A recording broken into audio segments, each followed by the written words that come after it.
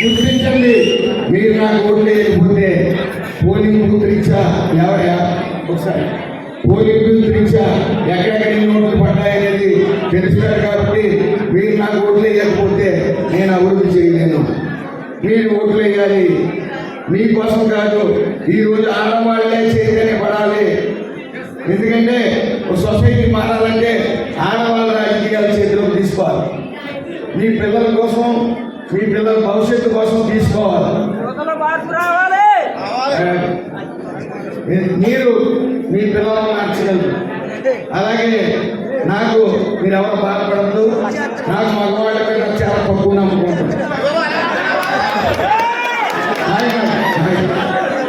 ఎందుకంటే దేనికో దానికి లొంగుతారు. మగవాళ్ళు బయట తిరుగుతూ ఉంటారు. బయట తిరుగుతున్నప్పుడు వీళ్ళు ఫ్రెండ్స్ చేతో, లేదా వీళ్ళు గురువుల చేతో, వీళ్ళు ఉద్యోగం చేస్తూ యజమానుల చేతో వీళ్ళని ఒరే ఆడ కోసి గారికి చేయని చెప్పిన సరే లొంగిపోతారు. కానీ ఆడవాళ్ళు అలా లొంగరు.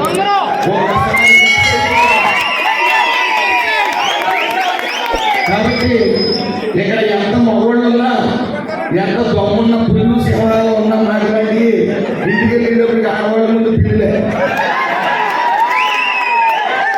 అది బయటికి చెప్పుకోమంటే బయటికి చెప్పుకుంటే చిరాకుగా ఉందని చెప్పుకో. ఇంట్లోకి వెళ్ళి సర్టిఫికెట్ వేరు, బయట జరిగింది వేరు. కాబట్టి మీ అందరినీ కోరేది ఒకటే, ఆడవాళ్ళందరినీ కోరేది. మీ బిడ్డగా వచ్చాను, మీ తమ్ముడిగా వచ్చాను, నాకు ఒక అవకాశం ఇవ్వండి. నేను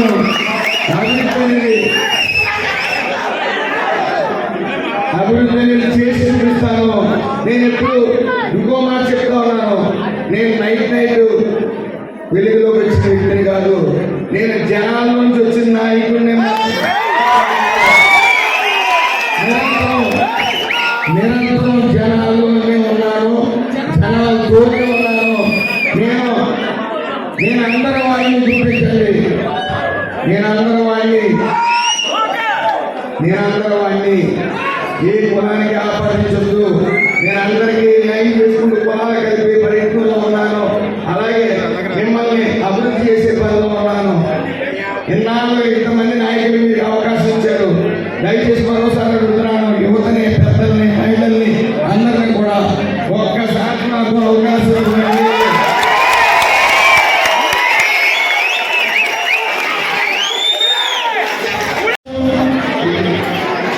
నిన్న చిన్న 5,000 మీటింగ్లో నిన్న చిక్కుబల్లి ఆత్మీయ సమ్మేళన 5,000 మీటింగ్లో చిన్న మాటలు ప్రస్తావిస్తూ చిక్కుబల్లి నాయకుల్ని సంక్రాంతి గంగిరెడ్డిలా వచ్చారు అని ప్రస్తావించడం జరిగింది. దాన్ని కొంతమంది ఎంబీసీ నాయకులు బాధపడ్డారు. వాళ్ళందరికీ క్షమాపణ చెప్తా ఉన్నాను. నేను అది ఉదాహరణగానే చెప్పాను కానీ ఎవరు మనోభావాలు దెబ్బతీయడానికి కాదు. ఒకవేళ తప్పు చేశానని భావిస్తే మీరందరూ కూడా క్షమించాలని కోరుకున్నాను. మరొకసారి మీరందరూ కూడా ప్రశాంతమైన వాతావరణంలో ఇంటికి చేరుకోండి. మీరందరూ బాధ్యత ఒకటేనమ్మా. మహిళలు మీరు ఓట్లేయడం కాదు, మీరందరూ